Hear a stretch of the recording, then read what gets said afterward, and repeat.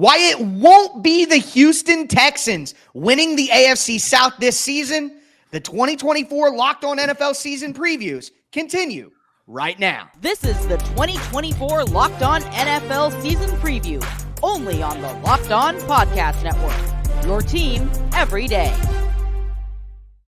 Welcome back to the 2024 Locked On NFL season previews. This episode, we are focused on the AFC South. I'm Tyler Rowland, host of the Locked On Titans podcast. I'll be your host for this divisional preview. Joining me are my fantastic colleagues from the Locked On Podcast Network. First, we have Cody Davis from Locked On Texans. We have Zach Hicks from Locked On Colts, and then the OG himself.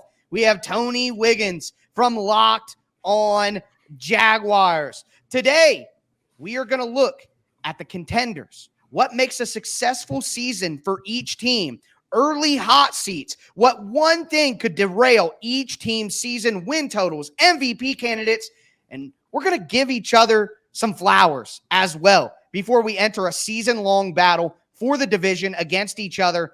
Let's start with the end of the season. Who is going to win the AFC South? Cody, your Texans won the division last year. I'll start with you. Who wins the AFC South this season? Of course, the team right here in the city of Houston, the Houston Texans, man. I mean, Right. Look, I know a lot of people like to, when they say the Houston Texans, of course, the first name that comes to mind is CJ Stroud. I think we all can agree that entering year two, CJ is a top 10 quarterback in the league. But for me personally, I believe in the Houston Texans because of the guys that's calling the shots on the sideline. You know, head coach DeMeco Ryans, offensive coordinator Bobby Slowick. For me, I just look at what they did in their first year as the primary play callers, the first year at the helm of this franchise. And I'm thinking to myself, look, if they was able to have that success as first years and as rookies, they only are going to just get better with their play calling and everything else in between. And now they have experience. That's the main reason why I believe in the Houston Texans to repeat as AFC South champs.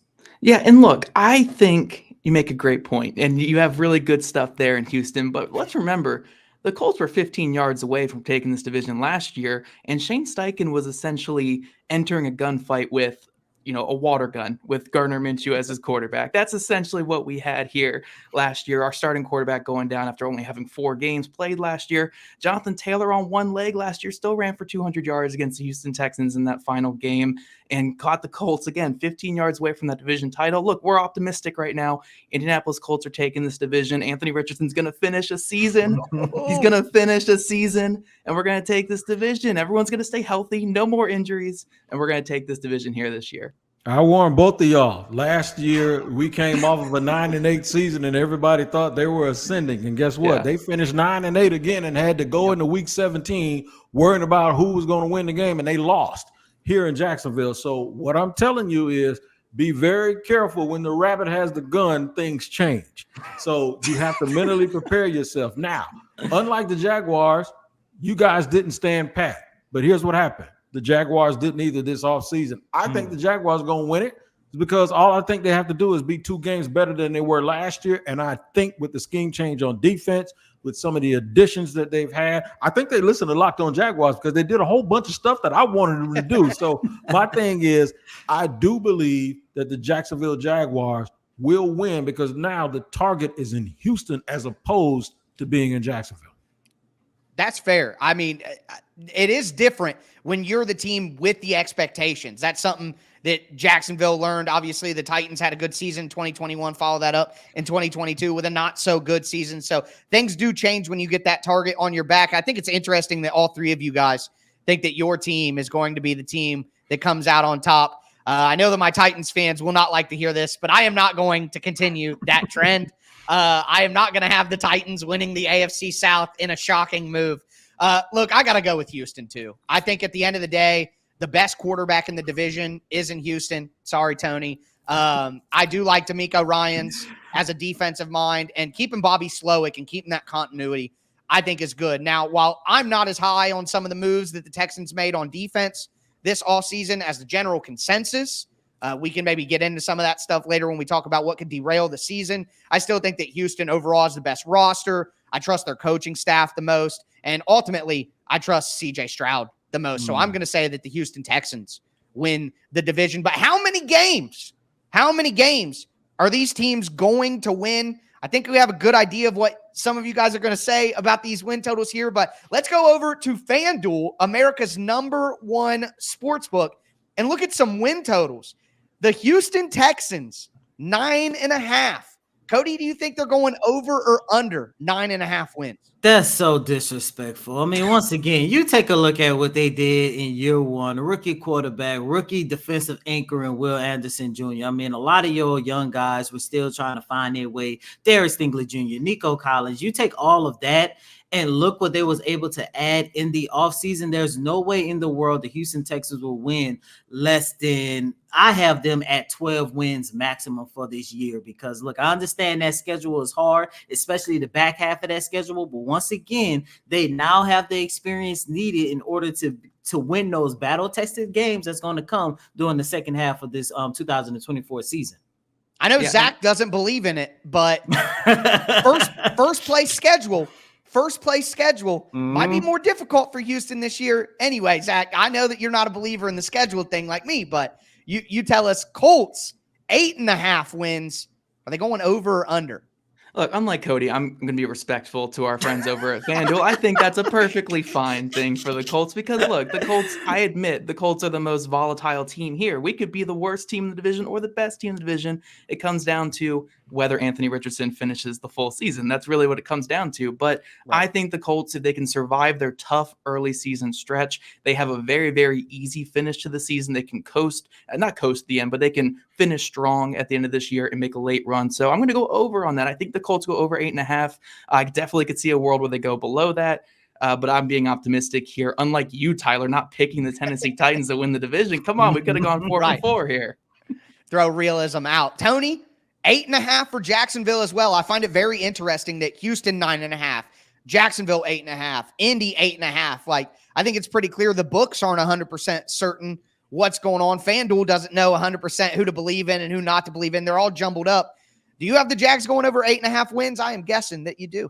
I absolutely do, but I respect FanDuel. I love FanDuel. That's America's sportsbook, in my opinion. But the thing is look at that plug. Y'all see that? Y'all see that shameless plug? But no, it's for real. Here's the thing: they're going over 8.5. They did 9 the last 2 years. They're better. I believe they're a lot better, and I want to respect those other opponents. But I really do believe that they are a team that is ready to make that next step. I mean, we're the only team that has a coach that has won a Super Bowl somewhere else, right? And if he wins one in Jacksonville eventually, he'll be the first coach to win one in 2 different places. So I think he has a keen understanding of how to get there. I do believe they have improved their roster to the point where a lot of the things that didn't enable them to get over the hump out of that 9 win area, I think they get over that hump now. Now, we don't know about injuries. None of us do. But I do believe that a year of being the team with the target on your back and not actually, they didn't decrease their wins. They stayed the same. I think they learned a valuable lesson. And for that, I believe the Jacksonville Jaguars will definitely get more than 8.5 wins. All right, listen, I don't think that any of your guys' answers are controversial in any way. I think I could absolutely see all these teams going over depending on how things break. But this one might be the Titans, 6.5 wins. I have them going over as well. All right. I have the Titans going over. And here's the thing. The Titans won 6 games last year and had one of the worst rosters in the NFL.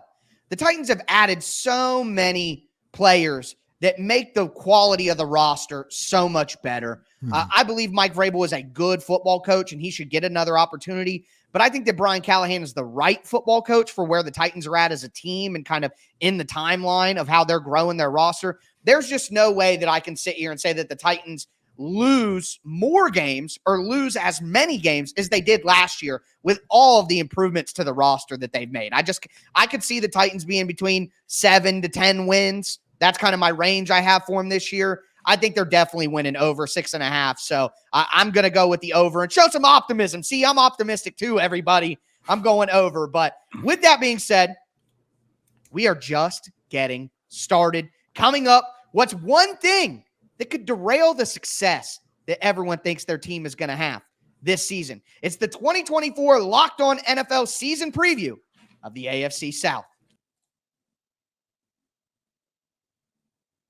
Passion, drive, patience. The formula for winning championships is also what keeps your ride or die alive.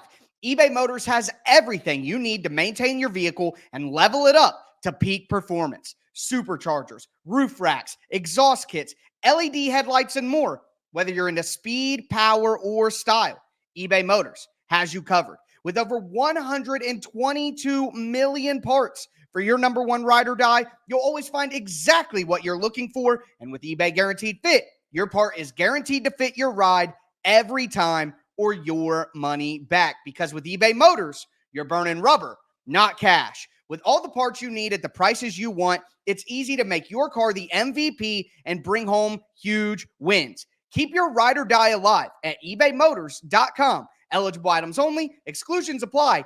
eBay Guaranteed Fit only available to U.S. customers.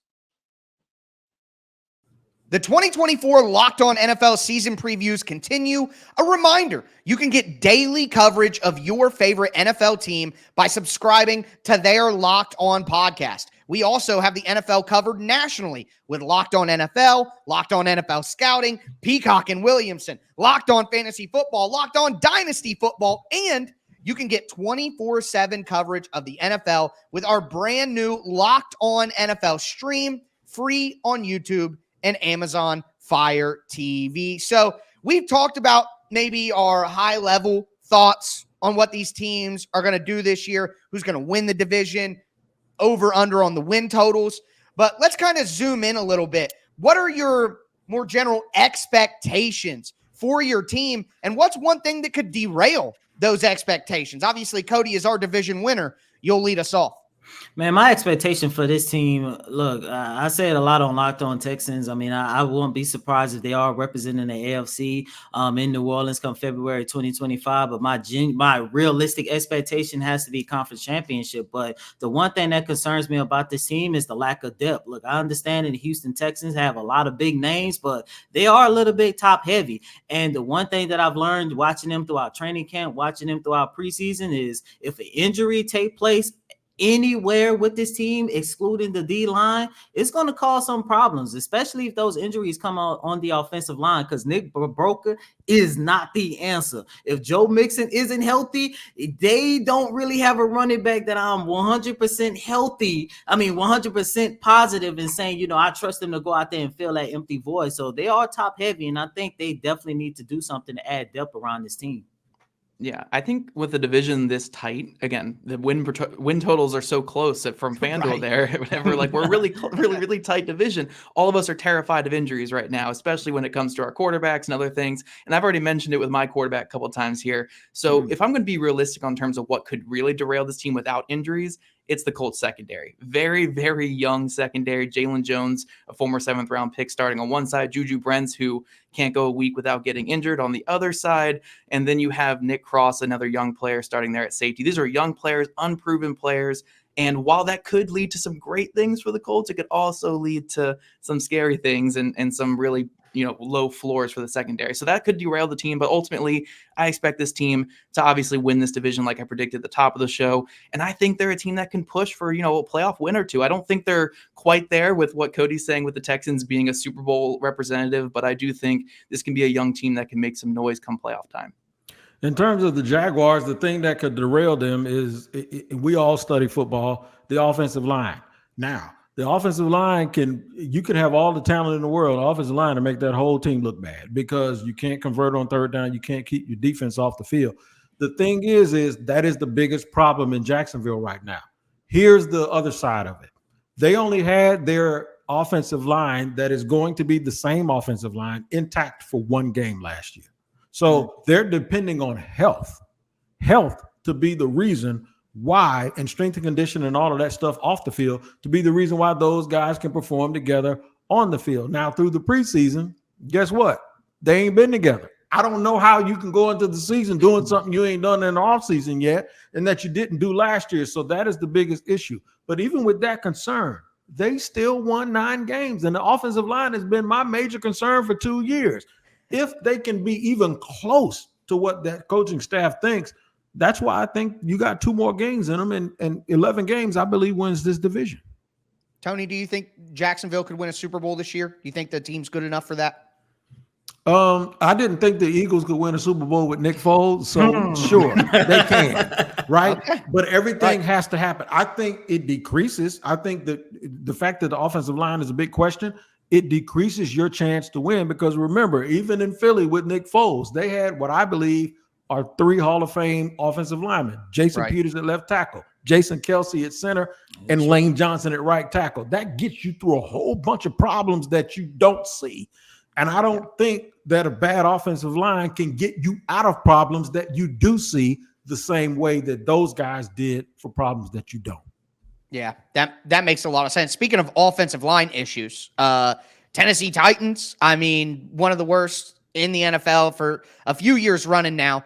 I think the expectations for the Titans is just to get back to winning football and hopefully exciting football. The Titans have been on the downswing for the last 2 years. Things have been trending down. So I think the expectation is things start trending up again. I think the Titans can make the playoffs if things go well. Like, I could see them making the playoffs, maybe winning 1 game if they get a good matchup. I don't think the Titans are going to be going to a conference championship or a Super Bowl or anything like that, even if things do go well. Now, I thought that as the Titans were 2-4 in 2019, and then they went on one of the craziest runs in team history. So you're right, Tony, anything's possible. But I think my realistic expectations for the Titans are, I really think they should win 8 games at minimum. 7 could happen. Like I said, I think the range is 7 to 10, but the Titans should be able, with all the talent they've added, to win 8, maybe 9 games, even if they just miss out on the playoffs, because the AFC is competitive. With a 9-win season, you just start to build. It feels like you're starting to build back in the right direction.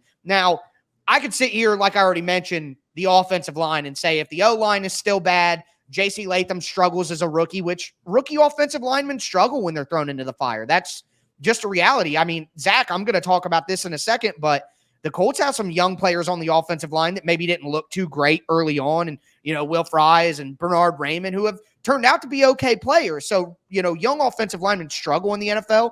And I could say the offensive line and that be fine. The right side's still bad. But let's just all be honest. What really could derail the Titans season is if Will Levis isn't good.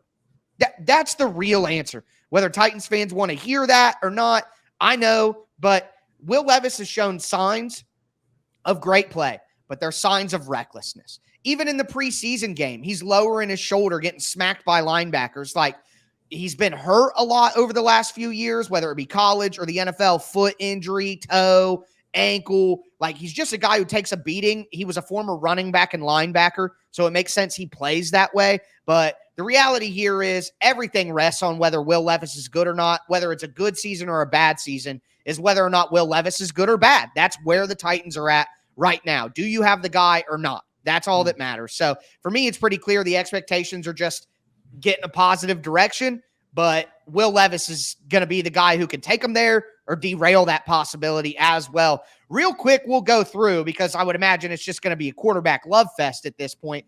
Is there an MVP candidate on your team? And if you don't think that there's a guy on your team that can win NFL MVP, who do you think could be the MVP of your team? So, Cody, obviously we start with you. It's a easy answer, CJ Stroud. But outside of CJ, the one guy that I look at that could probably be MVP of this division is actually Tank Dell. And I call Tank Dell the most dangerous X factor in the league, because, of course, the opponents, when you take a look at how you're going to slow down this wide receiving core, Nico Collins, 1,300 yards last year, Stephon Diggs, don't know about you guys. I've always considered him top 10 at that position for about a decade now. But when you throw in Tank Dell, a guy who has shown how explosive he was prior to the injuries and, the little off-field issue that he got himself into, a lot of people still don't know what to expect. But I'm telling you, watching him doing OTAs, mandatory camp, training camp, and in preseason, Tank Dell is ready to play. And I think he is going to be the one that's going to make this offense possibly, if not the best offense in the league, no lower than second best. I had Tank Dell in fantasy football last year, so I completely agree. Fantastic player. Fantastic player until the injury happened. Fantastic player. And I'm going to take a note from Cody's book here, and I'm going to go away from quarterback too, because I think it's just more entertaining to not talk about the quarterback for this. Right, exactly. I think the air around Jonathan Taylor in Indy this year is similar to what it was when he had that dominant season a couple years ago. I know he's had 2 horrible seasons in terms of health the last 2 years, but the way that he finished last year, it looked like Jonathan Taylor again. I mean, Cody, you were there. You saw it, man. Oh, my goodness. You saw it. It That was nasty. Prime Jonathan Taylor, and that was with Gardner Minshew not being able to throw the football in that game whatsoever. You knew the run was coming. But it was Jonathan Taylor back with Carson Wentz again, where it didn't matter if you knew it was coming because Jonathan Taylor was that dominant in that game. And I think the vibe around it is, look, this guy's under contract. He's healthy. He's getting a quarterback who's going to take some of the pressure off of him in terms of his own running ability. And Jonathan Taylor's going to have lighter boxes for the first time in years. So I think Jonathan Taylor is poised to have a massive season, maybe not as massive as a couple years ago, but it's going to be something crazy, I think. As long as he stays healthy, I think Jonathan Taylor is going to be fantastic this year for the Colts. So y'all went away from quarterbacks. I will do none of that nonsense. I'm going to tell you right now, if the Jaguars win, everybody's going to put the prince that was promised or whatever they call him on national TV, Trevor Lawrence. However, I will tell you this. I personally believe that the defense will be the thing that catapults the Jaguars to the other level, and that means defensive coordinator Ryan Nielsen, who, if he does what I think he's going to do, is going to be here for 1 year, but that's fine.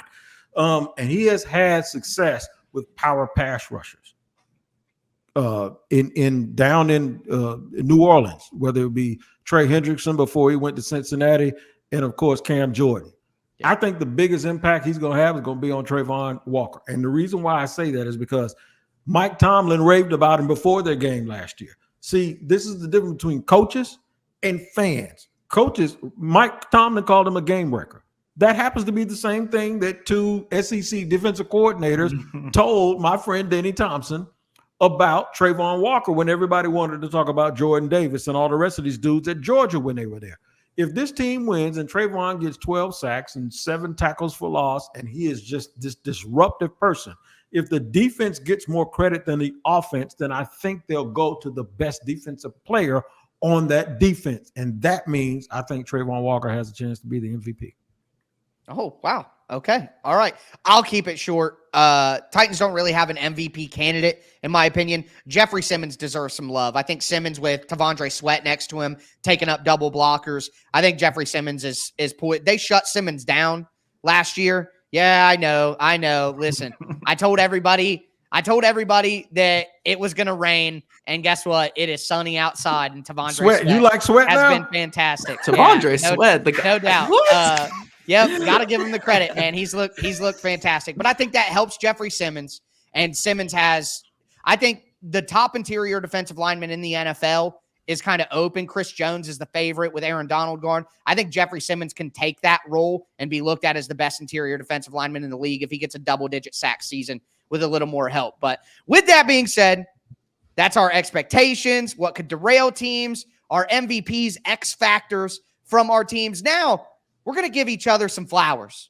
All right, we're about to enter a grueling 18-week season where we all want the team that we cover to come out on top. Before that battle begins, again, let's give each other some flowers here. It's the 2024 Locked On NFL season preview of the AFC South.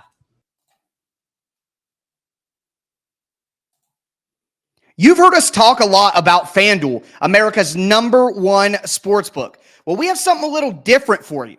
Now through September 22nd, all FanDuel customers can bet $5 and get a 3-week free trial of NFL Sunday Ticket from YouTube and YouTube TV. And then with a YouTube TV base plan, you'll be able to watch every regular season Sunday afternoon out-of-market game. All you need is a Google account and a current form of payment, and you can cancel anytime. And talking about betting $5, you look at some of the odds to win the AFC South. Houston Texans plus 105, Jaguars plus 270, Colts plus 310, the Titans plus 950. A lot of good odds you could take advantage of. Make sure you visit FanDuel.com/lockedon to download America's #1 sportsbook.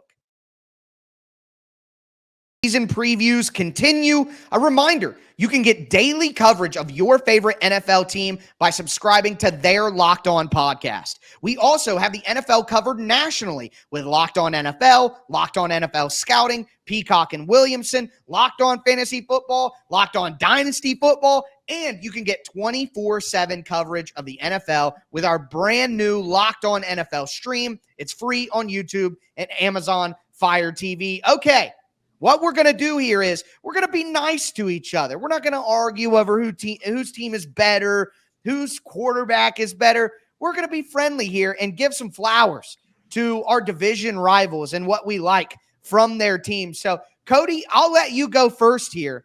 What is something about another AFC South team that you like, you admire, you want to give some flowers to? I hate that I'm doing this knowing that me and him have had a rival over the last 4-5 years, but it's the Jacksonville Jaguars, man. And Wig, I've told you this before. Like, I've always been a fan of Trevor Lawrence. I'm still a fan of Trevor Lawrence, and I just don't understand why so many people was making fun of his contract extension. I was like, he deserves the contract extension, and I can't not name 10, 11, 12 quarterbacks that's better than Trevor Lawrence. And not only that, I've said this. Look, I know we are sitting here raving AFC South, divisional round, and all this other stuff, but I said this. If the Jacksonville Jaguars stay healthy, especially Trevor Lawrence, and they don't go, 1-5, 1-6 those last couple of games, this whole entire conversation we just had will be completely different. So shout out to the Jags, man. I have them as a dark horse to really make some noise this year. I just want to say, Cody, I do not think that Trevor Lawrence is a top 10 or 11 quarter. I think I can name 10 or 11 quarterbacks. I tried. I can't do it. I tried it. I can't do it. I'm sorry. I'm sorry, guys. I couldn't hold myself too long. I thrive off negativity. Okay, I thrive. So anyway, all right. Sorry, Zach. The standard for this segment here. I'm gonna be nice to everyone now. Tyler, I love what the Titans are doing with revamping that entire roster. That needed a massive revamp. They brought in a lot of players. Now, I don't know if it's going to work out, but you know what? I appreciate a team actually trying to revamp an entire roster. Cody, CJ Stroud. Oh my gosh, he is so good. So good. Like I was losing faith in pocket passers, and then I saw CJ Stroud doing what he's doing. And then Tony, this is the one I really wanted to get to. I'm so jealous of Ryan Nielsen. I'm so jealous that you guys got him as DC. I am terrified of him more than any other coach in this division that's not on the Colts, because I saw what he did to the Colts last year with the Falcons, and it was the most brutal beatdown the Colts had in terms of a defense just taking away. Now, they didn't have Michael Pittman Jr. in that game, but still, it was just suffocating type of team there. And Ryan Nielsen's been great for years. So I think there's great things about all of you. I don't feast on negativity. I love all of you guys the same. You're like my children. Now, Tony, you're not like my child, but everyone else here is like my child here. I love all of you guys. So you saying I'm too old to be your baby? No. I can be a baby now. Don't worry. I can turn into a kid real quick. But no, let me go in order the people see. Tyler, let me tell you something. Y'all needed to change the direction, even though I'm a huge Mike Vrabel fan, as you know. And the reason I'm that way, I'm going to tell you this real quick, is because this whole new way of Shanahan winning and all of that stuff, the only one that's done it is the coach in LA. The other times, all the old school coaches keep winning. And every time I turn around in college football, it's Kirby and it's Nick. It's the old school way. It's not the coach at USC. So I'm still saying we need to start adapting to stuff when it finally wins something, as opposed to trying to get ahead of the curve. But I still think your coach has done a really good job of coming in and changing things. Cody, y'all done a lot of things right. Daniil Hunter, all of that stuff. I still say it's going to be different when the rabbit got the gun. But I do think Houston has been very, very intentional with who they get, how they get them, and I think they know who they are. They have a self-identifier, they have that down pat. Zach, y'all have been steady Eddie. I mean, the team that everybody keeps writing off, they keep being right in the thick of things at the end of the season. So that means they're doing something right, and you should know about hanging around, because Tony Dungy did that for years until he got a championship. As far as the Jaguars are concerned, look, y'all can hate all you want to, man, but the real deal is the real deal. Trevor Lawrence is the top 10 quarterback, because you can't play behind that offensive line that everyone knows has been trash and still win 9 games. If they get him the protection, and I don't know if they have it yet, but if they get him the protection, he can be really, really good. Well, I'll rock quickly, because this being nice stuff just maybe isn't for me. I will say it's not. I know it's not. Right. Trust me, it's not. Talk about Devondre Sweat for us real quick, Tyler. I know who I am. All right. I know who I am, and I know who I'm not. All right. But anyways, the edge rushers for both Houston and Jacksonville, I think the Titans are really missing a high-level edge. Harold Landry is a good, very good edge rusher. but I think you need like an elite edge rusher, and then the Titans would have a nasty front, but they're missing that. Arden Key is not that. Like, I just wish the Titans had one other starting level edge rusher, and Houston has like 3. Jacksonville has 2. Like, I'm just jealous of that. And then obviously the Colts offensive line, like I mentioned earlier in the show, you know, even the guys who look like they're not going to pan out, you lift your head up 2 years later and they're quality starters. Like maybe Fries and maybe Bernard Raymond isn't, you know, all pros, but I mean, like they're very good starters in the NFL now. Not weaknesses. Not weaknesses.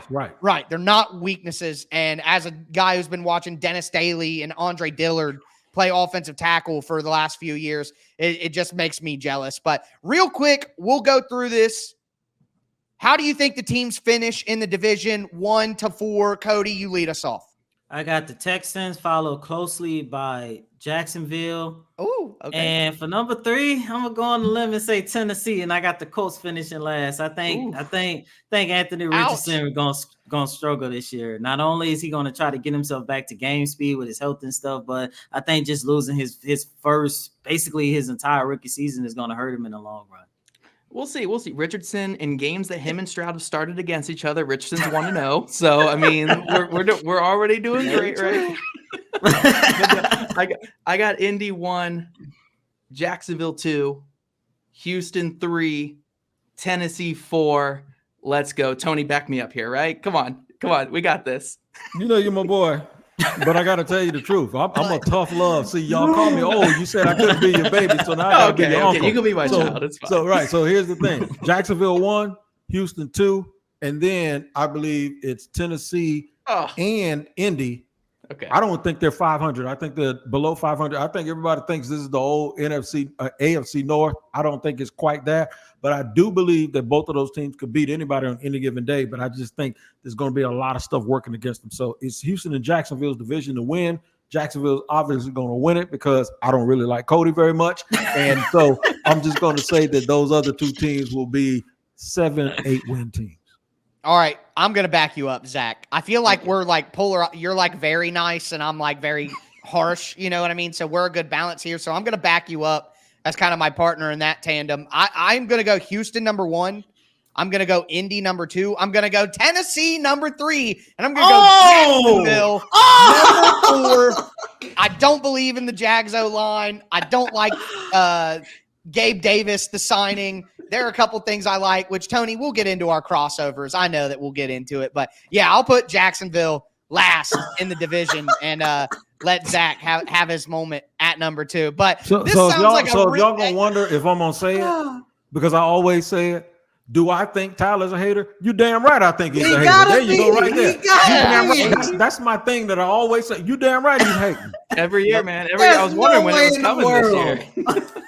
You got me. Anyways, with that being said, of course, we have Cody Davis from Locked On Texans. We have Zach Hicks from Locked On Colts. Tony Wiggins from Locked On Jaguars. I am Tyler Rowland from Locked On Titans. Thank you for listening to the 2024 Locked On NFL season preview with the AFC South. If you want to hear how the other divisions will play out this year, subscribe to Locked On NFL wherever you get your podcasts. Part of the Locked On Podcast Network. It's your team every day.